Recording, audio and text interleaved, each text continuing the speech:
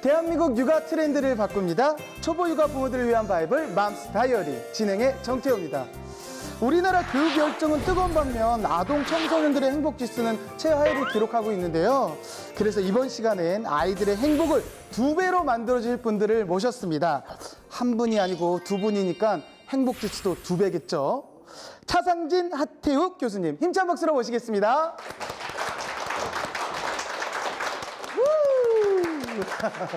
네, 어서 오세요. 네, 소개 좀 부탁드리겠습니다. 네. 안녕하세요. 저는 유아교육을 전공하고 하이스코프라는 유아교육 프로그램을 연구하고 있습니다. 지금은 건신대학교 대한교육센터 영유아센터장으로 일하고 있는 차상진입니다. 네, 어서 오세요. 네, 저는 교육학을 전공했고요. 주로 대한교육과 관련된 연구들을 해왔습니다. 건신대학원대학교 대한교육학과 교수로 있는 하태욱이라고 합니다. 네, 어서 오세요.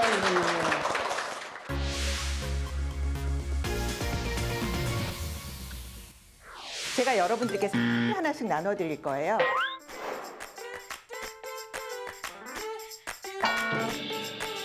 백설국까지 하는 그냥 베이글 같은 마우스피스가 되는 것 같은데. 네네네. 요즘 부모님들은 어떻게 놀아야 될지를 미리 계획을 다 짜놓으세요. 그래서 요즘 엄마표 놀이 막 너무 유명한데 그 엄마표 놀이에는 아이가 빠져있다는 거예요. 이 아이의 특성을 보고 이 아이는 어떤 특성을 가졌는지 이 아이에겐 어떤 환경이 맞는지를 그걸 알아내는 게 교육인 거예요.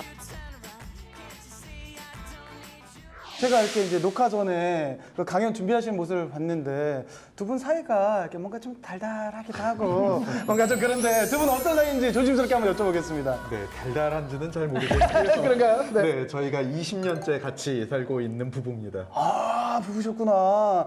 그래서 뭔가 조금 달달한 기운이 느껴진 것 같은데요. 오늘 멋지게 또 차려입고 오셨는데 오늘의 강연 주제 뭔가요? 네, 저희 오늘 강연 주제는 남들처럼 육아하지 않습니다. 이런 주제로 같이 이야기를 나눠볼까 합니다.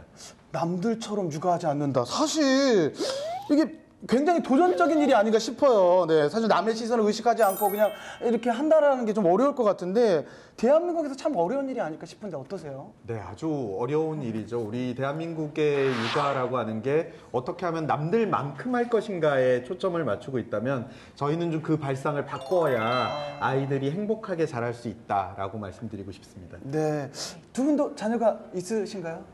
네, 저희도 아들 하나 키우고 있습니다. 아, 그렇구나. 자녀를 그러면 키우실 때 한 번도 흔들리지 않으셨어요? 이렇게 그래도 이제 뭔가 그렇잖아요. 분위기라는 것도 있고. 어떠셨어요? 네, 그렇죠. 저희도 많이 흔들렸고요.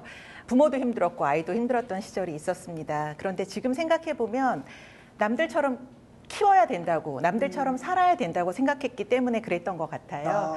저희도 공부는 그렇게 해놓고 나서는 아이를 초등학교 들여보내서는 어떻게 하면 남들처럼 키울 수 있을까 그렇게 많이 흔들렸던 것 같아요. 그런데 네. 저희 아이는 남들과 다른 아이일 수밖에 없고 그 과정에서 아이가 다른 아이들과 똑같이 되기 힘들어하는 과정들을 보면서 네.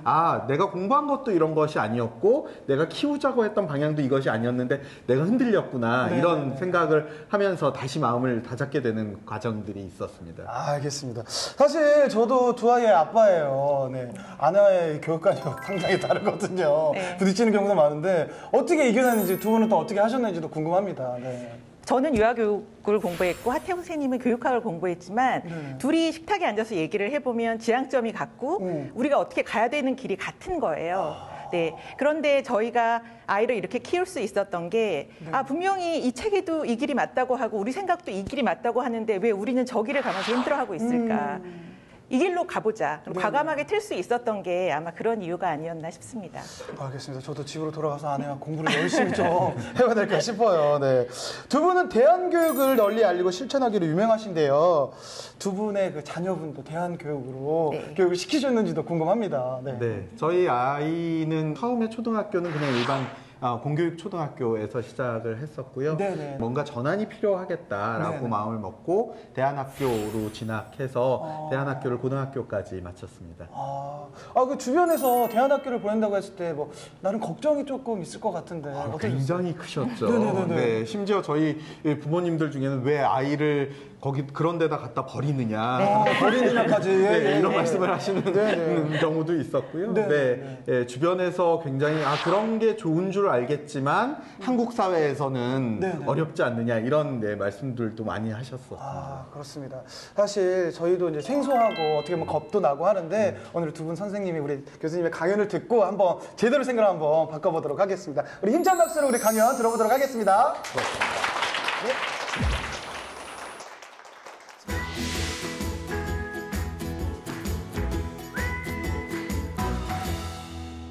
오늘의 주제는 남들처럼 육아하지 않는 방법인데요. 저희가 강조하고 싶은 것은 오늘 어떻게 하면 아이들의 주도적인 배움이 일어날 수 있을까? 어떻게 아이들이 배움의 능동적인 참여자로 설 수 있을까에 대한 거예요. 그래서 그냥 일반적인 강의를 하기보다는 좀 재미있는 활동으로 시작하려고 하는데요. 제가 여러분들께 사과를 하나씩 나눠드릴 거예요.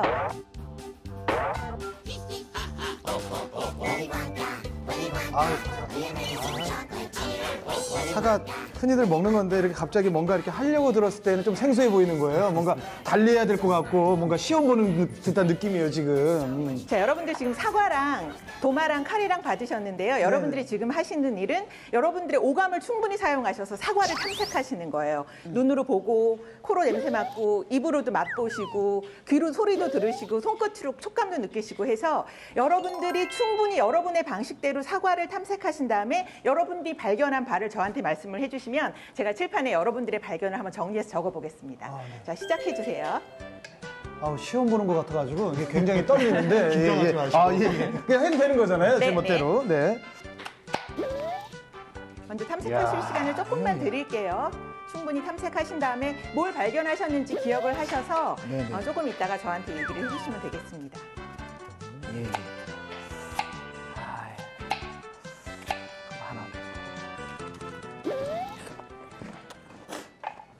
집에서 이게 과일만 깎다 보니까 이게 너무 잘 깎아도 문제인데 이게 어디 나가서 잘 깎지 말라고 그랬는데 이거 큰일 났네 이거. 맛이 어떻다. 단면으로 자르니까 씨가 별 모양이에요. 예. 뭐 이런 것들 있죠. 엉뚱할수록 좋고요. 창의적일수록 좋고 기발할수록 좋고. 정태우 씨 뭐 발견하신 게 있으십니까? 저요? 저 별 얘기했는데 선생님이 말씀하셔가지고 좀 특별하다고 생각했는데 진짜 별처럼 보여요 지금 너무나 네, 한번 적어볼게요. 네네. 단면으로 자르니까 야, 별이 보인다. 하나도 세모 메모가 될 수 있다. 눈에 보이는 게 전부가 아니라 다 이렇게 변형될 수 있다라는. 빨간색 소금 노란 양쪽이를 붙여놓으니까 베이글 같아요. 문지를수록 빛이 나요. 문지를수록 빛이 나요. 야. 일단 모양에 따라 맛이 조금. 배꼽 같아, 배꼽. 요거는 제가 나가서 좀 보여드리고 싶은 게 있는데 네. 마우스피스가 되는 것 같은데. 그럼 마우스피스가 되는 것 같은데. 그럼 어떠세요, 요거요? 네네네. 이거 괜찮은가요, 요거? 예. 예?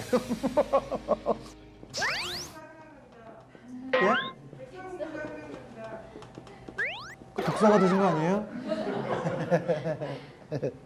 백설공주가 생각난다. 팩하고 싶다는 생각도 드는데 이게 뭔가 만지작거리니까. 팩하고 싶다. 네, 한 이 정도로 정리를 해볼게요. 네네.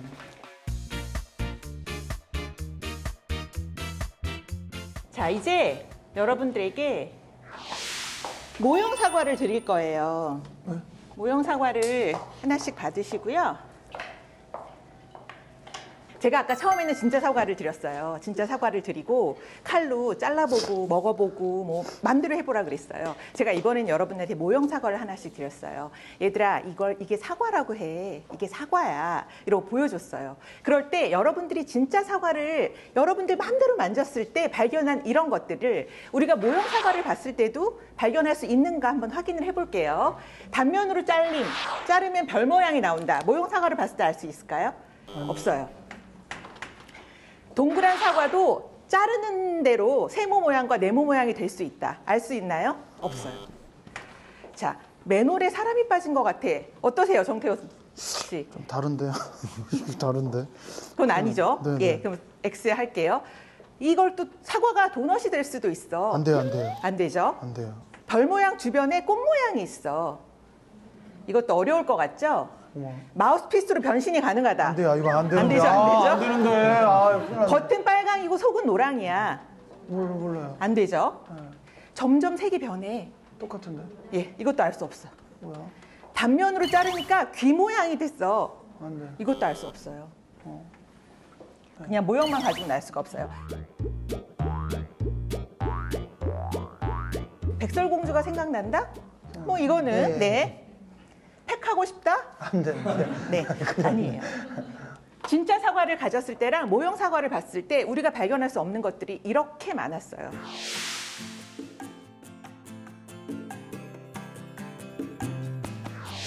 제가 이제 여러분한테 사과 사진을 드릴 거예요. 얘들아, 이게 사과야. 이런 게 사과라고 한단다. 우리가 이거 사과로 발견할 수 있는 게 뭘까? 단면 지른 별 모양? 못하죠? 동그란 사과도 세모 네모가 될 수 있어? 안 되죠. 맨홀에 사람이 빠진 것 같아? 도넛도 돼? 아니, 저 사진을 보고 별 모양 주변에 꽃 모양이 있어? 껍데기에 점박이? 이거는 알 수도 있을 것 같아요. 꼭지가 배꼽 같다? 이건 어떨까요? 꼭지가 뭐 밑에 왜 밑에 네네. 안 보여요? 사진을 어떻게 찍느냐에 따라서. 사진을 어떻게 찍느냐에 따라서 백설공주가 생각난다? 네네.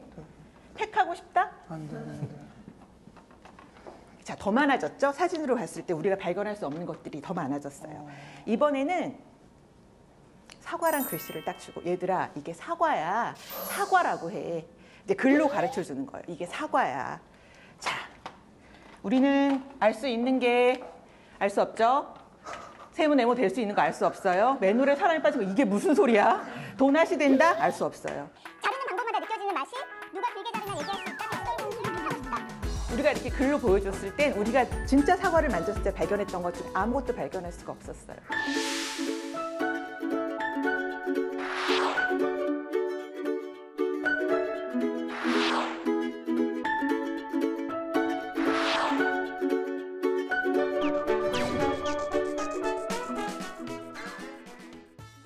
근데 여러분들, 우리 교육이 어떤가요? 모형이라도 주면 다행인 거죠. 우리는 이렇게 글자만 주고 얘들아, 이게 사과야. 외워. 우리 시험 볼 거야. 이게 사과야. 점수 100점. 잘했어. 우리는 이런 교육을 하고 있고, 네, 이러면서 아이들을 줄을 세우고 선택하고 낙오시키고 그러고 있는 거죠. 우리가 이 사과 활동을 하면서 그럼 뭘 하고 있었는지 한번 알아볼게요. 자, 여러분들, 유아교육과정에 우리나라의 국가 수준의 교육과정 누리과정이라는 게 있는 거 아시죠? 누리과정에는 이렇게 신체운동과 건강, 의사소통, 사회관계, 예술, 경험, 자연탐구 이렇게 5가지 영역이 있어요. 우리가 지금 이 사과 활동을 했어요. 여기 있는 5가지 영역을 우리가 모두 커버하고 있었는지 아닌지 한번 알아볼게요. 신체운동과 건강. 우리가 칼을 사용하면서 기본 운동 능력을 기르고 건강하고 안전한 생활을 한번 해봤죠. 의사소통. 내 생각과 느낌을 이야기하고 다른 사람 얘기도 귀 기울여 듣고 네, 그랬어요. 사회관계. 우리가 주변 세계에 관심을 갖고 여기 와서 다른 사람들하고 소통하고 얘기를 많이 했어요. 예술 경험. 사과에서 느끼는 아름다움, 색, 맛, 향기 이런 것들에서 충분한 예술 경험을 했죠. 자연탐구. 단면으로 잘랐을 때 측면으로 잘랐을 때 모양이 어떤지, 안에 뭐 별 모양이 있는지 이런 공간 지각으로 연결이 됐어요. 우리가 이렇게 사과 하나를 가지고 우리 마음대로 했지만 우리가 국가 수준에서 얘기하는 누리과정의 모든 영역을 우리는 다 커버하고 있었다는 거예요. 이 영역에 우리는 다 참여하고 있었다는 거예요. 그래서 능동적 배움, 주도적 배움에는 요소가 있다고 얘기를 해요. 5가지로 정리가 할 수 있겠는데요. 처음에는 교재 교구예요. 아이들이 다양한 방법으로 활용 가능한 발달에 적합한 교재 교구. 그런데 먼저 교재 교구라고 얘기를 하면 엄마들이 막 여쭤요. 그럼 뭘 사야 돼요? 뭐 그 영어로 된 이름의 그 비싼 그게 좋아요? 이게 좋아요? 물어보는데 아이들한테 필요한 교재 교구는 이 세상에 있는 모든 게 다 교재 교구가 될 수 있어요. 아이들의 건강과 안전에 이상이 없는 한. 여기서 건강과 안전이란 심리적인 것도 포함해서예요. 정서적이고 심리적인 것도 포함해서예요. 그리고 꼭 사물만 교제 교구가 될 수 있는 건 아니고요. 그게 사람이 될 수도 있고 사건이 될 수도 있는 거예요. 그럼 선택권. 우리가 사과를 가졌을 때 이 사과를 어떻게 할 것인지, 내가 여기서 뭐를 알아보고 싶은지도 아이들한테 있는 거예요. 그 선택권은. 그리고 조작권. 내가 이 사과를 단면으로 자르건 껍질을 깎건 후벼 파건 아이들한테 달려 있는 거죠. 물론 다른 사람한테 피해가 되지 않는 한에서. 네, 이런 것들을 아이들이 알고 이런 게 충분히 이루어지면 주도적인 배움이 가능하다는 거예요. 그리고 또 중요한 거는 아이의 생각과 말이에요. 여러분들이 사과를 자르고 먹어보고 이러면서 여러분들이 생각을 많이 이야기했잖아요. 아이들도 무언가를 하면서 자기가 하고 있는 일, 하고 싶은 일, 해낸 일에 대해서 열심히 표현을 하는 거예요. 근데 그게 굳이 말일 필요는 없는 거예요. 그게 표정일 수도 있고 동작일 수도 있고 그림일 수도 있고 글일 수도 있고 노래일 수도 있어요. 중요한 거는 아이들이 그런 말과 행동을 하는 걸 어른들이 봐주는 거, 관심 갖게 봐주는 거, 그리고 인식하고 지지하고 지원하는 일. 그래, 네가 지금 사과를 잘라서 이거를 발견했구나. 네가 여기서 이런 맛을 느꼈구나라고 알아주는 거.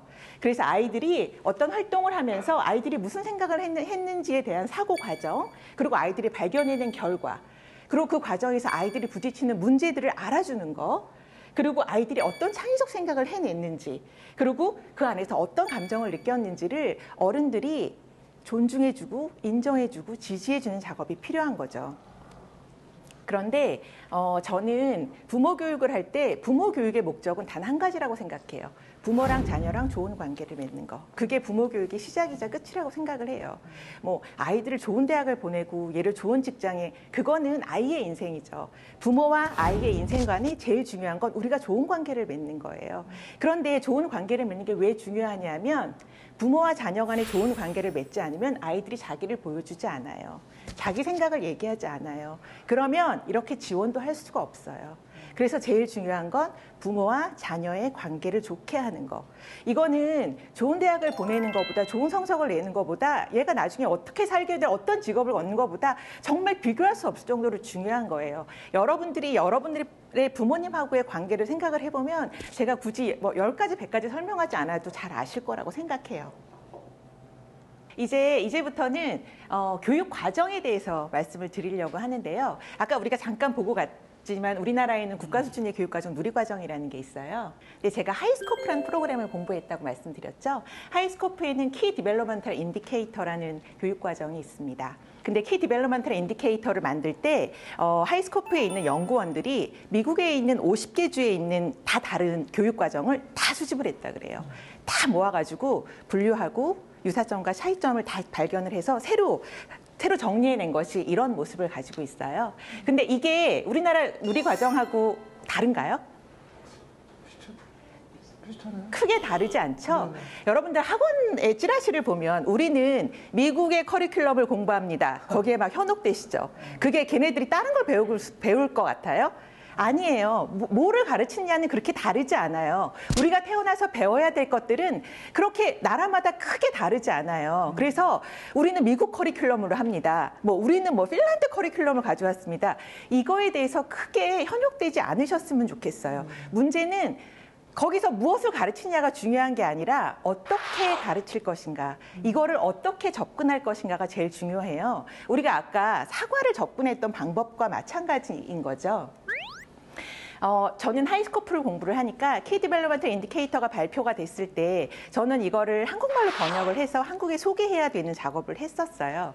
그래서 키 디벨롭먼탈 인디케이터 어떻게 번역을 할까 굉장히 고민이었어요. 키 디벨롭먼탈, 주요 발달까지 했는데 인디케이터를 어떻게 번역을 해야 될지 모르겠는 거예요. 이거를 지침으로 번역을 해야 되나? 주요 발달 지침인가? 지표로 번역을 해야 되나? 주요 발달 지표인가? 그러고 많이 고민을 했어요. 그래서 지침과 지표가 무엇인지 사전에서 찾아봤어요. 지침이란 뜻은 생활이나 행동 따위의 지도적 방법이나 방향을 인도하는 준칙. 준칙이라는 뜻은 준거할 기준이 되는 규칙이나 법칙이라는 뜻이래요. 자, 지표의 뜻을 찾아봤어요.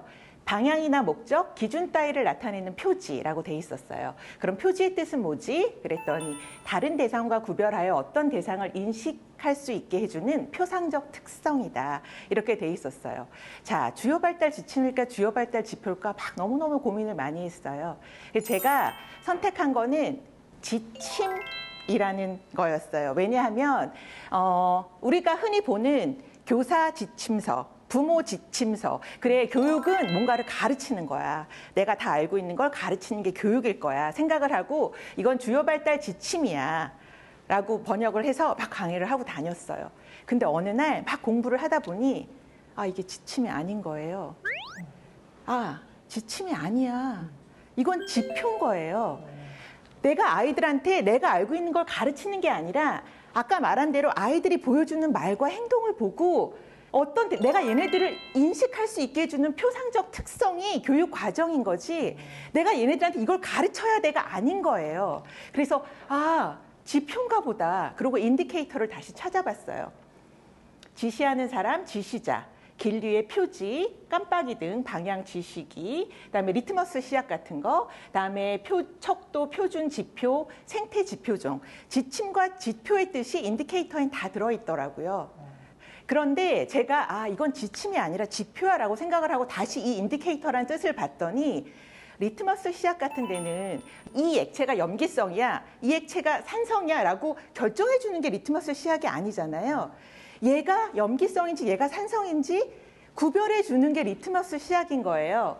그리고 생태 지표종을 봤을 때 사람이 어디에다가 막 나무를 심어놓고 여기는 아열대 기후야, 아열대 식물이야 이렇게 말하지 않잖아요.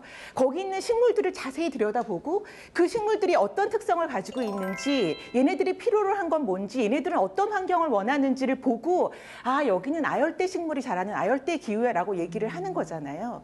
교육도 마찬가지인 거예요. 너는 산성이 돼야 돼, 너는 염기성이 돼야 돼 라고 얘기하는 게 교육이 아닌 거예요. 이 아이가 산성인지 염기성인지 부모가 알아야 되고 교사가 알아야 되는 거고, 너는 아열대 식물이니까 저기 아열대 기구에 있어야 돼 갖다 심어놓는 게 교육이 아닌 거예요.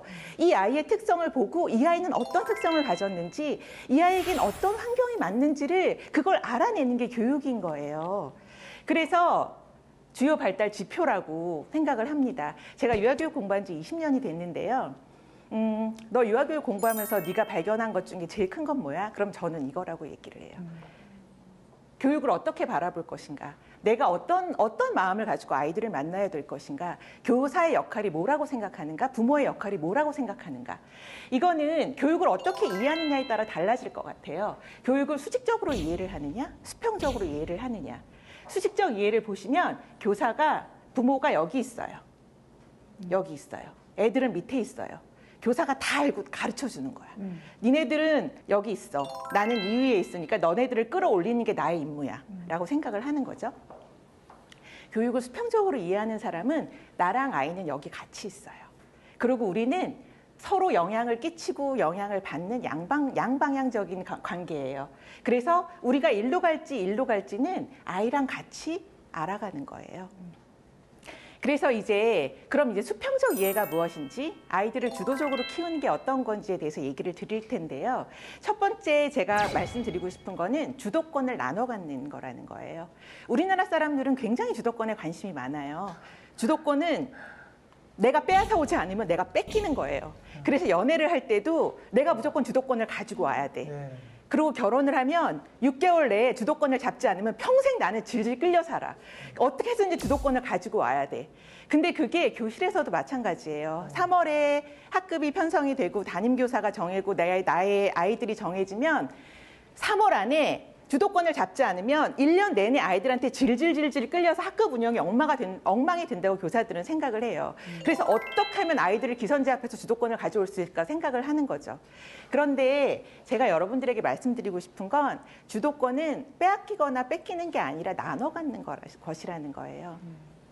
그러기 위해서는 여러분들이 누군가를, 특히 아이를 통제하려는 마음을 버리셔야 돼요. 근데 누군가를 통제하려는 마음을 버리는 것이 굉장히 중요한데 특히 어른과 아이의 관계에서는 통제하려는 마음을 버리는 것만으로는 안 돼요. 왜냐하면 어른과 아이는 그 존재만으로 어른들이 너무 큰 권력을 가지고 있어요. 그래서 어른들이 그 권력을 스스로 내려놓으려는 노력을 하지 않으면 절대 주도권을 나눠 가질 수가 없어요. 그러기 위해서는 일상생활 대화에서 주도권을 나눠 가져야 되는데요. 무조건 엄마 말 들어. 엄마 말만 들으면 네 인생은 성공해. 아빠 말만 들으면 자다가도 떡이 생겨. 이렇게 얘기를 하시지 말고 일상에서 대화에서 때로는 내가 안내자가 되고 내가 인도자가 되고 때로는 아이가 그래야 된다는 거죠. 그건 부부관계에서도 마찬가지예요. 그러고 아이들로부터 배우려는 생각을 가지셔야 돼요. 4차 혁명 시대다 이렇게 얘기를 하잖아요. 정보의 홍수다. 우리는 세상에 있는 모든 것을 다 알고 살 수가 없는 시대가 됐어요. 그리고 미래를 예측하기가 참 어려운 시대가 됐어요. 그래서 제가 어렸을 때처럼 부모 말을 들으면 자다가도 떡이 생기는 시대가 아니에요. 이제 부모는 다 알려고 해도 알 수가 없는 시대예요. 그래서 나는 다 알아. 내가 시키는 대로 해.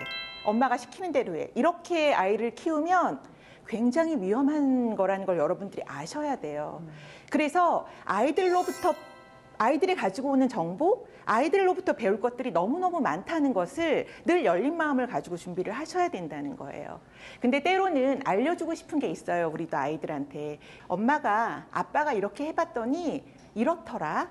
엄마는 이런 경험을 했어. 엄마는 여기서 이런 걸 느꼈어. 이렇게 경험을 나눈다는 생각으로 무언가를 알려주셔야 돼요. 그리고 일상에 있는 모든 일에 아이들과 함께 참여하는 일이 중요한데요. 뭐 집안 일도 그렇고 놀이도 그렇고 아이들과 함께 직접적으로 참여하는 게 굉장히 주도권을 나눠갔는데 굉장히 중요한 전략이에요. 아이들과 놀아주는 것이 아닙니다. 함께 노는 겁니다. 라고 얘기를 하면 요즘 부모님들은 어떻게 놀아야 될지를 미리 계획을 다 짜놓으세요. 이건 무슨 수학적인 목적이 있고 과학적인 목적이 있고 언어적인 목적이 있고 다 짜놓으세요. 그래서 요즘 엄마표 놀이 막 너무 유명한데 물론 엄마표 놀이도 되게 좋죠. 엄마표 놀이도 그 정성과 노력과 그거를 폄하하고 싶은 생각은 없지만 제가 우려하는 거는 그 엄마표 놀이에는 아이가 빠져 있다는 거예요. 유행하는 교구, 요즘 얘한테 알려주어야 될 것들 그런 것만 가득하지 이 안에서 아이가 뭐가 좋아하고 아이가 뭘 알고 싶고 아이가 어떻게 하고 싶은지 빠져있는 경우가 굉장히 많아요. 그래서 아이들 놀이에 적극적으로 참여하려면 일단 아이들의 놀이를 잘 관찰하고 아이들이 이 놀이를 통해서 무엇을 하고 싶은지 어떤 의도를 가지고 있는지를 잘 파악하는 것이 중요해요. 그래서 저희 하이스코피에서는 이걸 소울 전략이라고 하는데요. SOUL, Silence, 조용히 observation, 아이들을 관찰하는 거예요. 그리고 얘가 지금 뭘 하고 싶구나. 얘가 지금 하려는 의도가 뭔가를 이해하는 거죠. understanding. 그리고 아이가 하는 말을 listening, 들어야 돼요. 근데 아이들의 놀이에 처음 참여할 때 제가 이거는 굉장히 효과적입니다라고 알려드리는 트릭이 하나 있는데 아이 옆에 조용히 가셔서요. 아이가 하는 방법대로 그대로 같은 놀잇감을 놓고 따라 하시는 거예요. 아이가 도화지를 놓고 보라색 펜으로 동그라미를 그리고 있으면 엄마도 똑같이 하시는 거예요. 아이가 블록을 한 줄로 쌓고 있으면 가서 똑같이 한 줄로 쌓는 거예요. 그러면 아이들이 내가 하고 있는 게 엄마 눈에 좀 괜찮아 보이나 보지? 이런 생각을 하면서 자기 얘기를 하기 시작해요. 그러면 아이들의 생각을 알기가 훨씬 더 쉬워지는 거죠. 그리고 또 강조하고 싶은 거는 놀이성이에요. 놀이는요. 아이들의 내적 동기에 의해서 아이들에 의해서 주도되고 통제되는 것이 놀이고요. 놀이가 교육이다라는 얘기도 있고 놀이에는 교육적인 효과가 엄청나게 많지만 그 교육적인 효과가 놀이의 즐거움을 먹으면 그건 놀이가 아닌 거예요. 놀이는 무조건 재밌어야 되는 거예요. 무조건 재밌어야 되고 무조건 즐거워야 되고 내가 그 행위가 너무 좋아서 하는 거여야 돼요. 교육적인 목표는 그 다음인 거예요. 그러니까 너무 놀이를 프로그램화하지 마시고 너무 교육화하려고 하지 마세요. 그리고 정말 능력 있는 교사, 능력 있는 부모는 정말 그 재미있는 놀이 안에서 교육적인 요소를 발견해내는 거지 교육적인 요소를 가지고 놀이에 들어가는 게 아니에요. 그 차이가 굉장히 중요한 거예요. 세 번째는요. 장점에 집중하는 거예요. 아이가 가진 장점에 집중하는 거. 근데 제가 장점에 집중하셔야 됩니다라고 말씀을 드리면 부모들은 이렇게 물어보세요. 저희 아이는 시험을 봐오면 수학 점수가 제일 좋은데 그럼 수학 공부만 시킬까요? 수학 학원에 집중을 할까요? 저희 아이는 피아노를 잘 치는데 그럼 피아노 전공을 시켜야 되나요? 그런 게 장점이라고 말씀드리는 게 아니에요. 아이의 흥미와 관심거리. 아이가 지금 공룡을 좋아하면 그게 지금 아이의 장점인 거예요. 아이가 지금 기차를 좋아하면 그게 아이의 장점인 거예요. 아이가 사람 만나는 걸 너무 좋아해. 그럼 그게 아이의 장점인 거예요. 지금 제가 몸담고 있는 마을 놀이터에 놀러 오는 어떤 꼬마는요. 요즘에 빠져 있는 게 펜이에요. 펜. 색연필, 마카, 굵은 사인펜, 얇은 사인펜, 색연필도 돌려 쓰는 거, 풀어 쓰는 거, 연필, 또 연필처럼 생긴 색연필, 크레용, 크레파스 하루 종일 그러고 놀아요. 근데 그중에서 이 아이가 제일 좋아하는 건 육각 모양의 사인펜이에요. 짧은 사인펜. 그중에서도 파랑색. 그런데 얘는 며칠째 그것만 가지고 놀아요. 그런데 그게 얘의 장점이 될 수 있는 거예요. 아이가 지금 할 수 있는 거, 좋아하는 거, 관심 있는 것을 토대로 교육을 하시면 돼요. 그리고 아이 입장에서 생각을 해보신다는 건 아이가 이걸 왜 좋아하게 됐을까? 아이의 과거에 어떤 경험이 얘가 이걸 좋아하는 걸로 연결이 됐을까?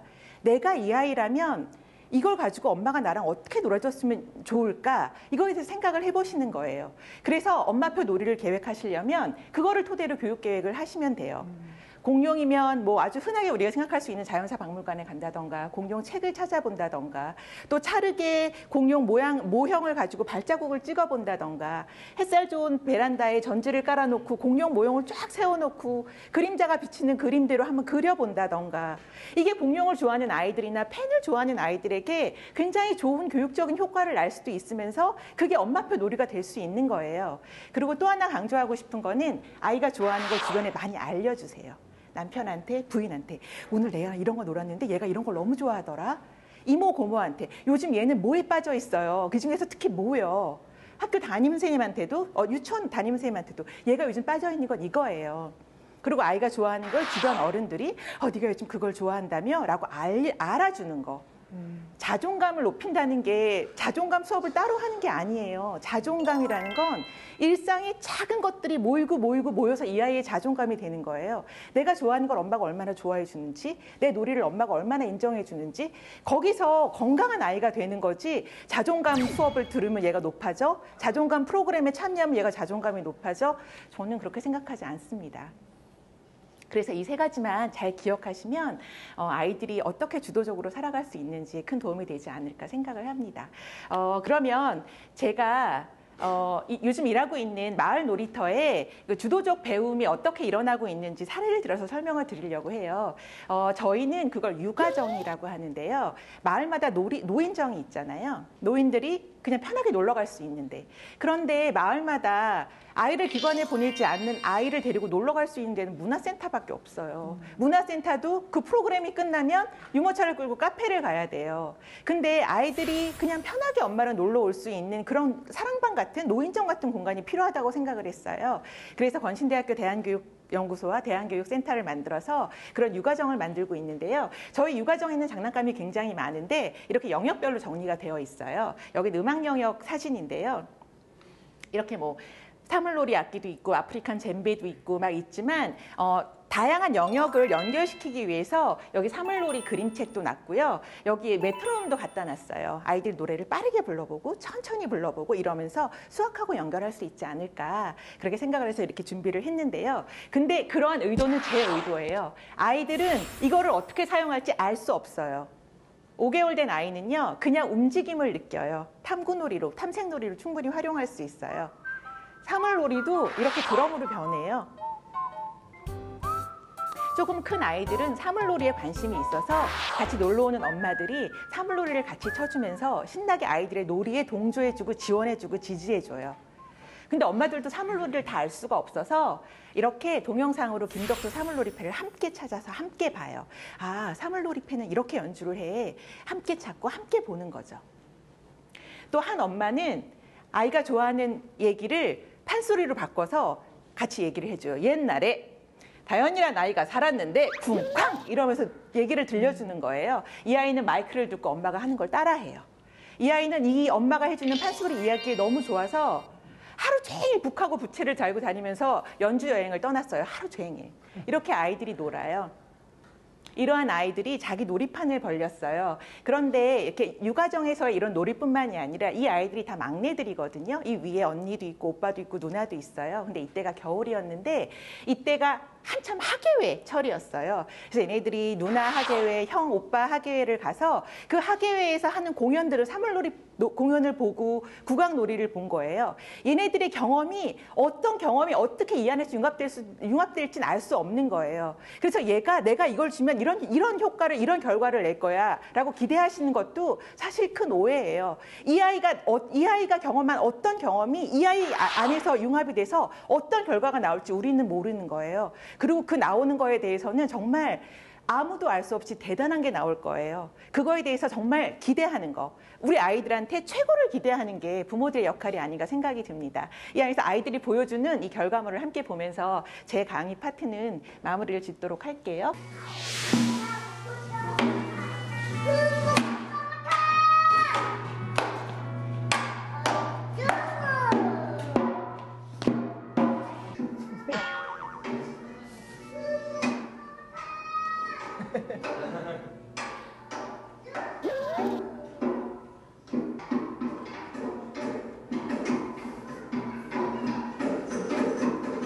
하이라이트.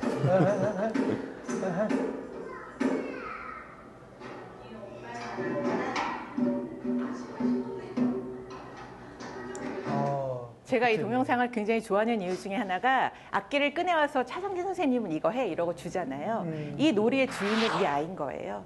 자기가 리더인 거예요. 네. 이런 아이로 키우시려면 어떻게 하셔야 되겠는지 좀 약간 감을 잡으셨길 바랍니다. 감사합니다. 고맙습니다.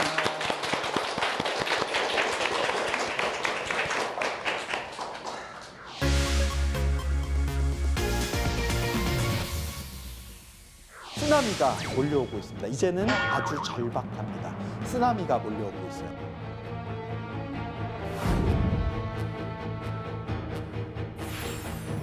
우리는 미래에 대해서 아무것도 모릅니다.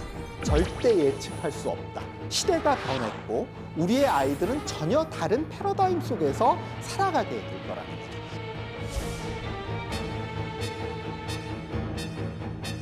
쓰나미가 몰려오는 시대에 앞에서 도망가라 라고 얘기하는 건 의미가 없습니다. 그 파도를 타고 놀 줄 알아야 되는 거예요.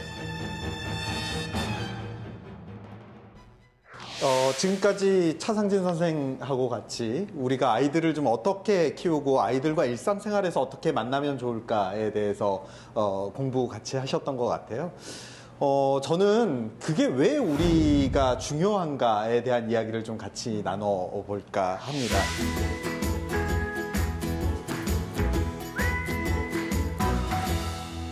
어떤 상황에 대해서 제가 하나 이야기를 좀 같이 드리면서 시작해 볼까 해요. 예를 들면요. 어느 국제학교가 있다고 합시다. 국제학교니까 전 세계에서 모인 아이들이 같이 수업을 듣는 학교예요. 그 교실에서 선생님이 아이들에게 질문을 던지는 거죠.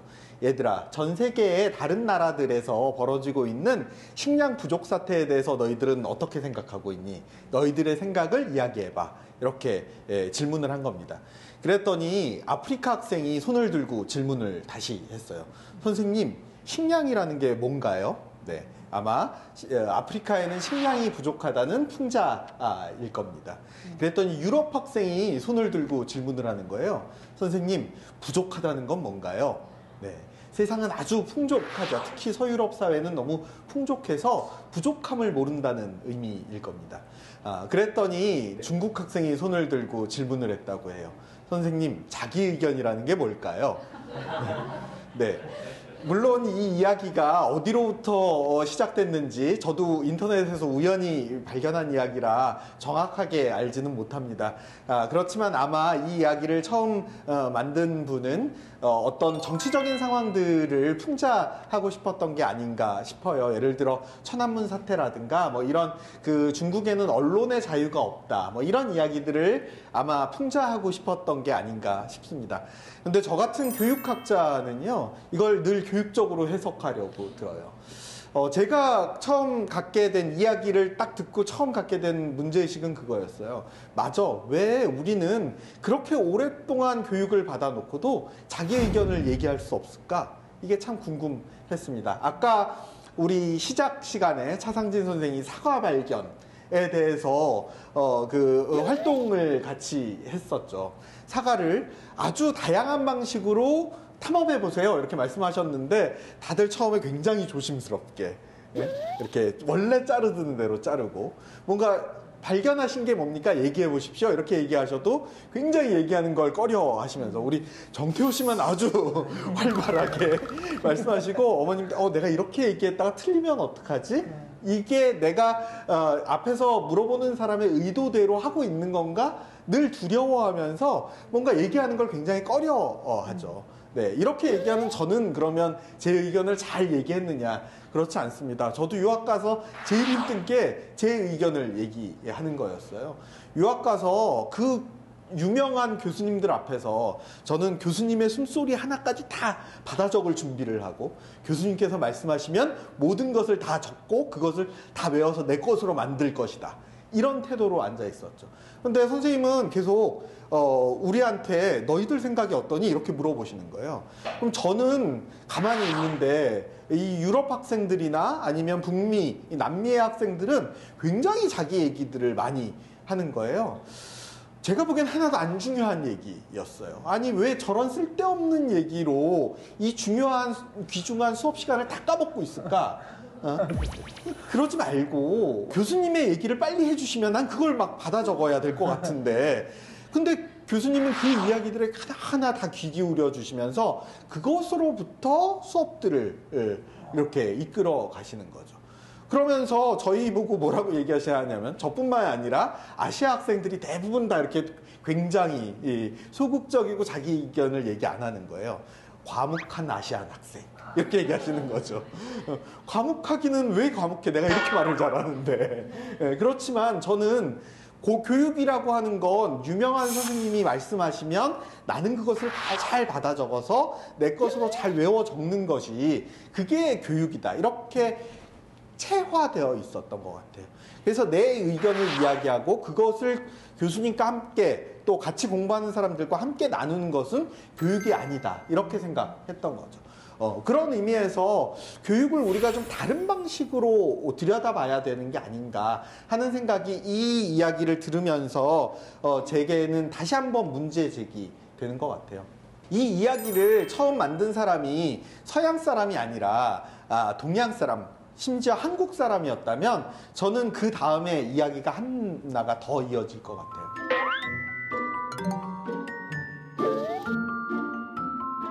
선생님, 그거 시험에 나오나요? 그거 시험에 나오나요? 네. 제가 실제로 교사였을 때 교실 현장에서 들었던 질문이기도 해요. 저로 하여금 대안교육이 필요하다. 뭔가 이 교육에는 대안이 필요하다라고 결심하게 된 어떤 동기이기도 했습니다. 세상에는요, 시험에 나오지 않는 문제들이 굉장히 다양하게 있습니다. 그곳에는 다른 나라의 이야기도 있고요.